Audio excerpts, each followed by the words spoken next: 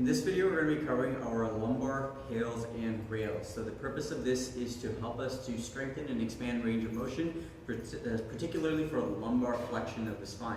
So to get set up for this one, what we're going to do is we're going to have maybe something just to support the forehead here so that we're not too close to the floor. But essentially what we want to do is we're going to first start off by setting up into a bear position or a quadruped where we'd be doing a regular cat camel. So hands are roughly underneath the shoulders, knees are going to be underneath the hips, not too far forward and not too far back there. And then from here, we're just going to drop the forehead towards our surface, elbows out to the side, and then our knees are still under the hips. And from there, we're going to find our first extension position of that lumbar, and then we're going to come into a flexion, finding the furthest that we can flex that lumbar to without getting too far up into the spine. So we don't want to have the rest of the spine going into too much flexion there. We're trying to block the thoracic out here. So once we get a light little bit of that pelvic tuck, where we feel a bit of that stretch of that lumbar spine, we're going to maintain that light contraction. We don't want to squeeze too hard here right now. We just want to be able to hang out in this position for about 1 minute, focusing on breathing about 3 seconds in, followed with a 3-second exhale.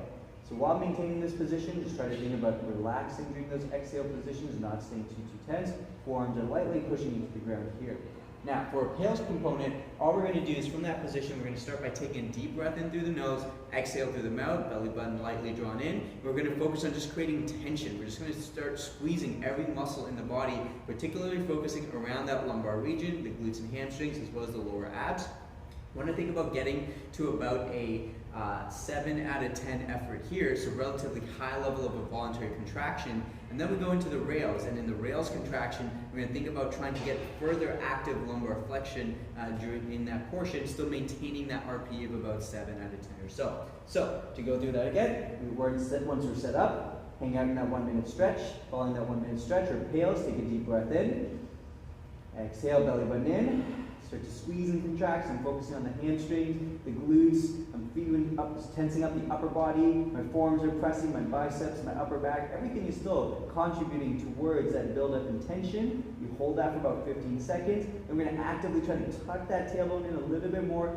engaging those lower abs, squeezing the glutes and hamstrings, trying to actively flex that lumbar for about 15 seconds here. Then we relax everything, just hang out in that new range of motion. We're going to take about a 30-second rest or so, and then we're going to go back into another round of PAILs rails, just restarting that entire process from there. So to recap, 1 minute passive hold in that stretch, keeping that lumbar slightly flexed, followed with our buildup of tension, 15 seconds in that PAILs, followed with our 15 seconds of rails where we get that active pelvic tilting, tailbone tucking in, trying to get more lumbar flexion. 15 seconds there, just relax, focus on hanging out in that position there, and then we're going to go after 30 seconds of rest into another round or two, or whatever the specified number of rounds is for your work.